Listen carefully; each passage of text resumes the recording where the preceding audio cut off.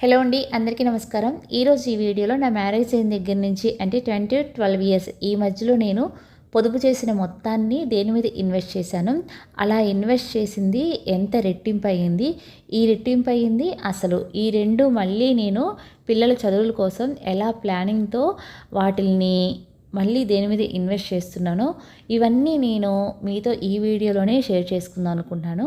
అలానే మన family members చాలామంది నేను చెప్పిన ఈ మనీ సేవింగ్ టిప్స్ని ఫాలో అవుతూ చాలామంది గోల్డ్ కూడా కొనుక్కున్నారండి. మీకైతే కనుక ఈ వీడియో 100% హెల్ప్ అవుతుంది అనుకున్నాను. తప్పకుండా ఈ వీడియో చూడండి, నచ్చినట్టయితే తప్పకుండా ఫాలో అవ్వండి. ఇక నెక్స్ట్ నా ప్లానింగ్లోకి వచ్చేస్తే, డబ్బులనేవి ఊరికే రావంటారు. అవునండి, ఎంతో కష్టపడితే మాత్రమే వస్తాయి. అంత కష్టపడిన డబ్బుని వృధాగా వేస్ట్ చేయకుండా కొత్తలో కొంతైనా సరే పొదుపు చేసి ఆ పొదుపును కరెక్ట్గా ఇన్వెస్ట్ చేస్తే మాత్రం ఆ ఇన్వెస్ట్మెంట్ నుంచి వచ్చే ప్రతి రూపాయి కూడా మనకి ఊరికే వచ్చినట్టేనండి. అంటే మనం ఇన్వెస్ట్ చేయాలి అంటే కనుక మగవారైతే కనుక ఏమైనా ల్యాండ్స్ మీద ఇన్వెస్ట్ చేస్తారు. నేనైతే కనుక బంగారం మీదే అంటే గోల్డ్ మీదే ఇన్వెస్ట్ చేశానండి. ఆ ఇన్వెస్ట్ చేసిన మొత్తం ఇప్పుడు ఎంత అయింది, ఆ ఇన్వెస్ట్మెంట్ మళ్ళీ నేను దేని మీద ఇన్వెస్ట్ చేస్తున్నాను, దేనికోసం ఇన్వెస్ట్ చేస్తున్నాను మీతో నేను ఈ వీడియోలో షేర్ చేసుకుంటాను. ఫస్ట్ వన్ వచ్చేసి, మనం పొదుపు చేసే ప్రతి రూపాయి మనకు దేనికి అవసరం అనేది మాత్రం చూసుకోవాలి. నాకైతే పొదుపు చేసే ప్రతి రూపాయి మా ఫ్యామిలీ అవసరాల కోసం, అలానే పిల్లలు భవిష్యత్తు కోసం, ఫ్యూచర్లో ఒక మంచి ఇల్లు, ఒక కారు కొనుక్కోవటం, ఇంతేనండి. నాకు తెలిసి ఇంతకంటే నాకు అవసరమైనవి ఏమీ లేవు. వీటి కోసమే నేను ఎంతో పొదుపు చేసి ఆ పొదుపు చేసిన మొత్తాన్ని నేను దేని మీద ఇన్వెస్ట్ చేశానో చూపిస్తాను. ముందు అసలు పొదుపు చేయటానికి స్టార్టింగ్ నాకు ఉన్న కొన్ని అలవాట్లు మాత్రం మార్చుకున్నాను. అవేంటి అంటే, ఫస్ట్ ఆన్లైన్ షాపింగ్ అండి. ఆన్లైన్ షాపింగ్ అస్సలు చేయకుండా ఫోన్లో వాటికి సంబంధించిన ఎటువంటి యాప్స్ లేకుండా చూసుకున్నాను. నెక్స్ట్ మా వారు క్రెడిట్ కార్డ్స్ యూజ్ చేయకుండా చూసుకున్నాను. తర్వాత వచ్చేసి, అంటే ఇంట్లో వేస్ట్ ఖర్చులు అనేవి అంటే ప్రతిసారి బయటకు వెళ్ళినప్పుడు బట్టలు కొనటం కానీ, లేదా బయట నుంచి ఫుడ్ తెప్పించడం కానీ, ఇలాంటివన్నీ నేను మానుకున్నాను. తర్వాత ముఖ్యంగా డీమార్ట్ షాపింగ్ అనేది నేను అసలు చేయటం లేదండి. ఒకవేళ నేను చేయాల్సి వచ్చినా సరే ఒక లిస్ట్ రాసుకొని ఆ లిస్ట్లో కావాల్సినవి మాత్రమే తెచ్చుకోవటం మాత్రం స్టార్ట్ చేశాను.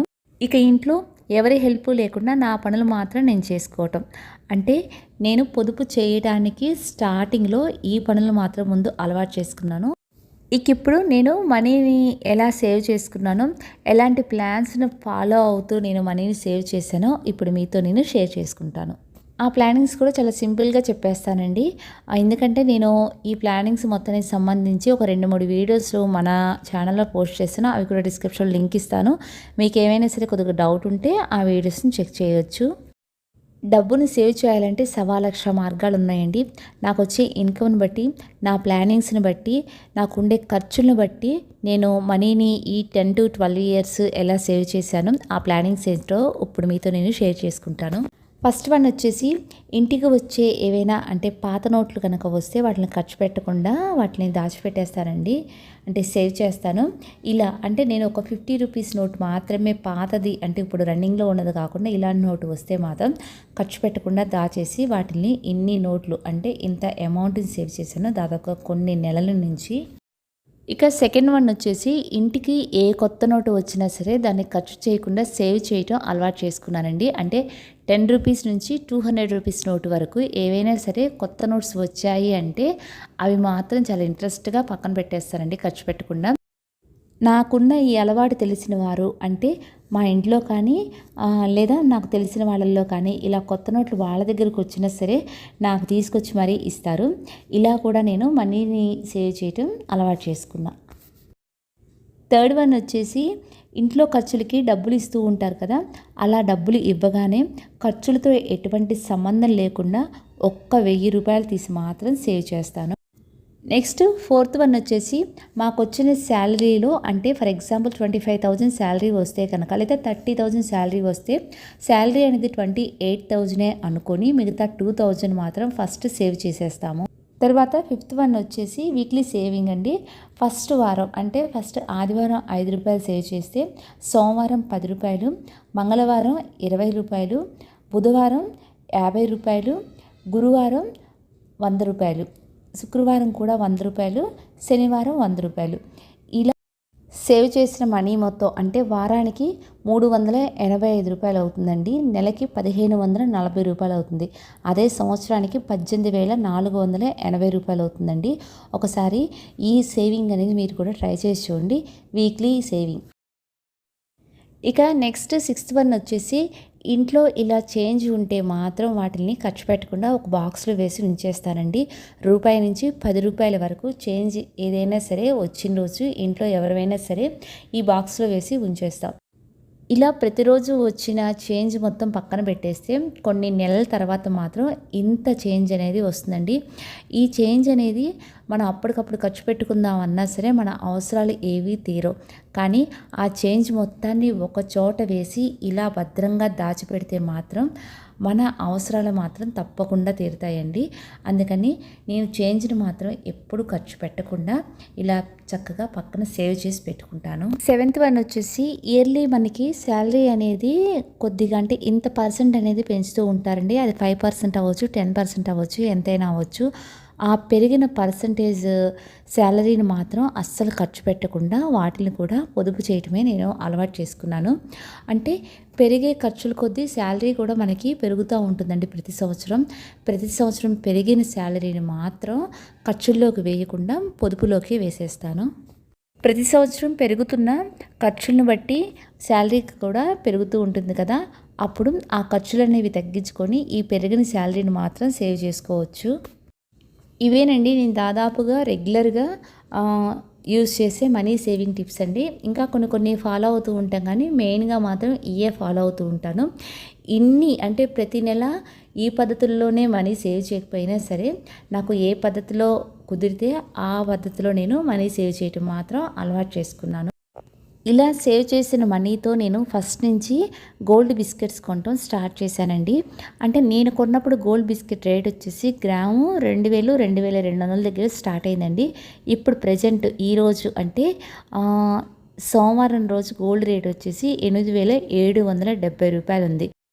ఇక నేను గోల్డ్ కొనటం అనేది లాస్ట్గా ఎప్పుడు కొన్నానంటే 5200 ఉన్నప్పుడు మాత్రం కొన్నానండి. ఆ తర్వాత నేనైతే కనుక ఇక అసలు గోల్డ్ తీసుకోలేదు. గోల్డ్ రేట్ మాత్రం రోజు రోజుకి పెరిగిపోతూనే ఉంది. అయితే ముఖ్యంగా ఇప్పుడు చెప్పేది ఏంటి అంటే, నేను పొదుపు చేసిన మొత్తాన్ని గోల్డ్ మీదే ఇన్వెస్ట్ చేశాను. అంటే ఫర్ ఎగ్జాంపుల్ నేను 5200 దగ్గర ఆపిన గోల్డ్ ఇప్పుడు దాదాపు 8770 రూపాయలకు వచ్చింది. అంటే 1 గ్రాముకి దాదాపుగా 3500 రూపాయలు లాభం వచ్చింది. అది కూడా నేను 5200 రూపాయలు కొన్న గోల్డ్కి మాత్రమే. అంతకుముందు నేను 2200కి, 3300కి, 3100కి, 4000కి కూడా గోల్డ్ కొన్నాను. అంటే ఎంత అమౌంట్ మనకి అంటే మనం చేసిన పొదుపుకి ఎంత రెట్టింపు వచ్చిందో ఒకసారి చెక్ చేయండి. ఇక ఇప్పటికి ఫైనల్గా ఒక నిర్ణయం తీసుకున్నానండి. అది కూడా ఏంటి అంటే, ఇప్పుడు ఈ పొదుపు చేసిన మొత్తాన్ని ఇంకొద్దిగా ఎక్కువగా వేరే దాని మీద ఇన్వెస్ట్ చేద్దాము అనుకుంటున్నాను. అది కూడా అంటే ఈ గోల్డ్ మొత్తం ఇప్పుడు అమ్మేసేసి కొంత గోల్డ్ నేను బ్యాంక్లో పెట్టేసేసి ఈ రెండిటి అమౌంట్ని కలిపి ఒక చిన్న ప్లేస్ తీసుకుందాం అనుకుంటున్నానండి. ఆ ప్లేస్ కూడా పిల్లల చదువుల కోసమేనండి. ఇప్పుడు వాళ్ళు వచ్చేసి చిన్నబాబు వచ్చేసి 6th క్లాస్ చదువుతున్నాడు, పెద్దబాబు వచ్చి 8th క్లాస్ చదువుతున్నాడు. అంటే ఈ అమౌంట్ని మొత్తాన్ని ప్లేస్ మీద ఒక 4 ఇయర్స్ ఇన్వెస్ట్ చేసి అలా ఉంచేస్తానండి. అంటే ప్లేస్ కొనేసేసి అలా ఉంచేస్తాను. 4 ఇయర్స్ తర్వాత అంటే చిన్నబాబు ఇంటర్మీడియట్లో జాయిన్ అవుతాడు, పెద్దబాబు ఇంటర్మీడియట్ కంప్లీట్ చేసేస్తాడు. అప్పుడు ఈ ప్లేస్ కనుక అమ్మేసాము అంటే కనుక పిల్లల చదువులు చక్కగా సాఫీగా వెళ్ళిపోతాయండి. వాళ్ళ చదువుల కోసం మనం పెద్దగా బర్డెన్ పడాల్సిన అవసరం లేదు, డబ్బుల కోసం వెతుక్కోవాల్సిన అవసరం కూడా లేదు. చాలా ఫ్రీగా ఉంటుంది.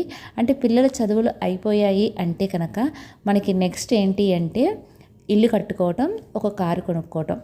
అంటే ఇప్పుడు పిల్లలకు మనం ఒక ప్లానింగ్గా ఒక అమౌంట్ అనేది పక్కన పెట్టేసాం కాబట్టి ఇప్పటి నుంచి పిల్లల చదువుల కోసం మనం ఏమీ ఆలోచించిన అవసరం లేదండి.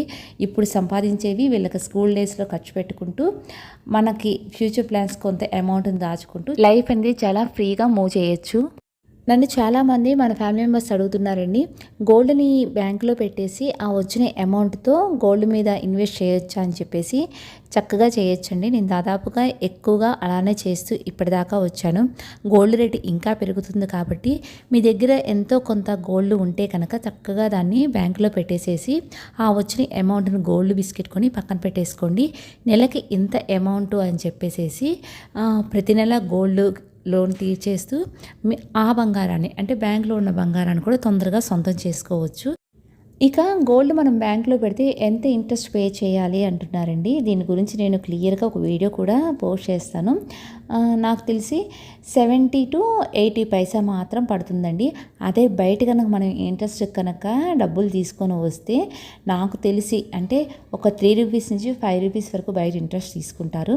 అలా కాకుండా మన దగ్గరికి ఏదైనా సరే గోల్డ్ ఉంటే చక్కగా దాన్ని బ్యాంకులో పెట్టేసేసి 70 పైసలు లేదా 80 పైసలు మాత్రమే మనం ఇంట్రెస్ట్ బ్యాంకు కట్టాల్సి వస్తుందండి. అది కూడా మీరు గోల్డ్ పెట్టాలి అనుకుంటే మాత్రం ప్రైవేట్ బ్యాంక్స్లో అస్సలు గోల్డ్ పెట్టద్దండి.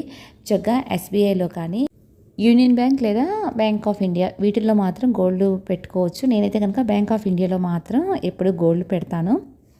తర్వాత మన ఫ్యామిలీ మెంబర్ ఒకరు నాకు మెసేజ్ చేశారండి. నాకు పేరు ఐడియా లేదు. అక్క మీ సేవింగ్ వీడియో నాతో పాటు మా వారు కూడా చూసి మీ సేవింగ్ నచ్చి నా దగ్గర ఉన్న 30 గ్రామ్స్ గోల్డ్ని బ్యాంక్లో పెట్టేసేసి గోల్డ్ బిస్కెట్ తీసుకున్నాం అక్క, థ్యాంక్ యూ అని చెప్పి మెసేజ్ చేశారండి.